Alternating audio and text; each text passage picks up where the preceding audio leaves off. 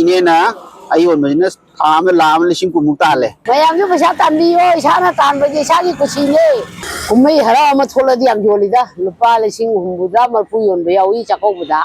तंद्रदी पैसा तामफम की तामफम ngakतनी तल्लबे इगारबा पैसा लेते तंद्रबा इगाइद्रबा पैसा ले ma'am ngasidi yam special oiba video ma ko akoi gi maroina thabak suningba numningba पैसा तानिंगba मैम जी खलगी yam special oiba video ma ai namjar ke semjar ke masi loibo yengbiu aduga kanaragadi ko channel subscribe tawbiramu ko ma'am da akoi gi thabak suningba numningba jingda share tawbiu yengase ko ai gi mi surojini kaujai kai lam dai nei ne akoi di changa gi airport gi jina kono mangda leire ko jina kono mangda leire adu ine ne yon bi si kai kai oidoino ai yoli ji hainau yoli awathabi yoli sem yoli anguru yoli aduga haikha yoli lapo yoli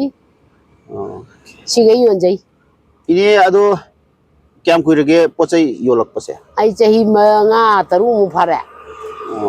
ei manga taru sida koigi upa kyam ti talamani ne na ai phanam talamani nong madane ine na kwaidagi yambada ngasi bawbada ine ne hek khangbada paisa kwaidagi yamna yonni baji lupa kyam oirangani nong mu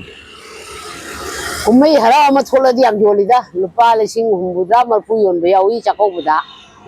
दुगा तरफोन गुंबदना लुपा लिसिंग निफु यांkai दुम सिली नोमगी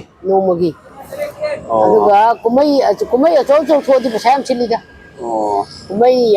कुम्मई थोकलगना नोमगी कुन्नम कुथा अमा सिली नेना नोमदा ख्वाइदगी अखोय सुम normal दा हाइतारे नोमदा लुपा क्यामुती योले हुजिक सराना ए नोमदा लुपा लिसिंग कुन की मथंते दुम योले नोमगी लुपा लिसिंग कुन मु योन बसिदा चौरांगना आइगी लुपा लिसिंग अनि मखाय अहुम मुकी चांग यावंगनी लुपा लिसिंग अहुम मु अदगी लिसिंग हुमजा मै फुगा योमदि क्यामु का यावमने अदगी लिसिंग मा तो यावमनी मा तरो को सादि चांचता नोमदा लुपा लिसिंग मरी हायसेबा अदि थामदा इनेना तालिसे लामगा लिसिंग कुन इने सही क्यामु सुबिरगे आई इसागी चाहिरा इसागी चाहिए हुंपु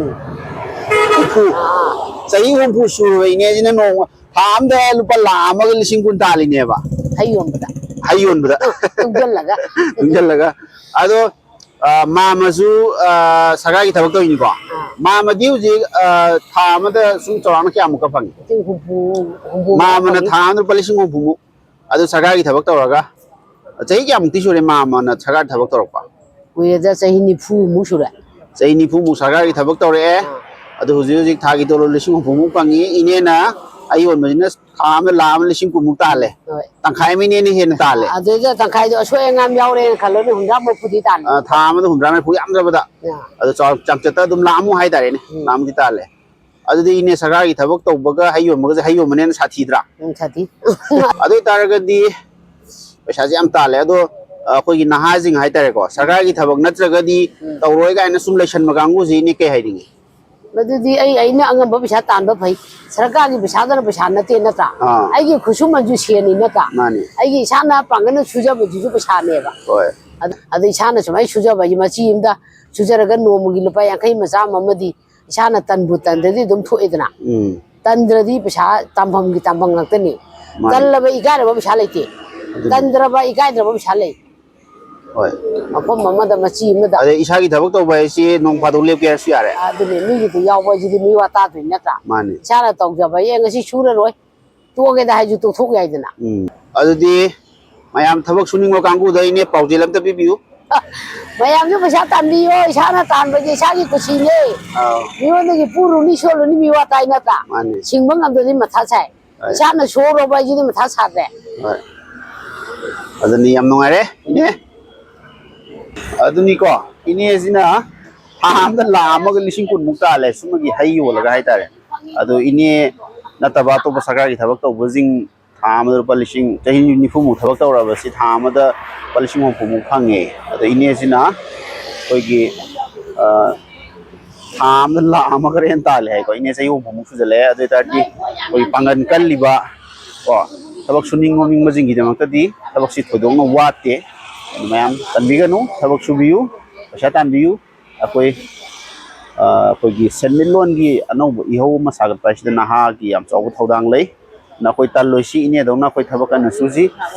ꯁꯦꯟ ꯌꯥꯝ ꯇꯥꯟꯁꯤ ꯀꯣ ꯃꯌꯥꯝ ꯃꯊꯪ ꯑꯩꯈꯣꯏ ꯃꯌꯥꯝꯗ ꯑꯩꯈꯣꯏ ꯃꯣꯇꯤꯚꯦꯁꯟ ꯑꯣꯏ ꯀꯔꯤ ꯑꯣꯏ ꯁꯨꯝ ꯇꯧꯖꯔꯛꯀꯦ ꯊꯥꯒꯠꯆꯔꯤ ꯁꯕꯁꯀ꯭ꯔꯥꯏꯕ ꯇꯧꯕꯤꯌꯨ ꯀꯣ ꯑꯗꯨꯒ ꯊꯕꯛ ꯂꯩꯇꯦ ꯊꯕꯛ ꯁꯨꯐꯝ ꯈꯣꯠꯐꯝ ꯅꯣꯐꯝ ꯂꯩꯇꯦ ꯍꯥꯏꯗꯅ ꯂꯩꯔꯤꯕ ꯅꯍꯥꯁꯤꯡꯗ ꯁꯤꯒꯤ ꯚꯤꯗꯤꯑꯣꯁꯦ ꯁꯤꯌꯔ ꯇꯧꯁꯟꯕꯤꯌꯨ ꯀꯣ ꯊꯦꯡꯛ ꯌꯨ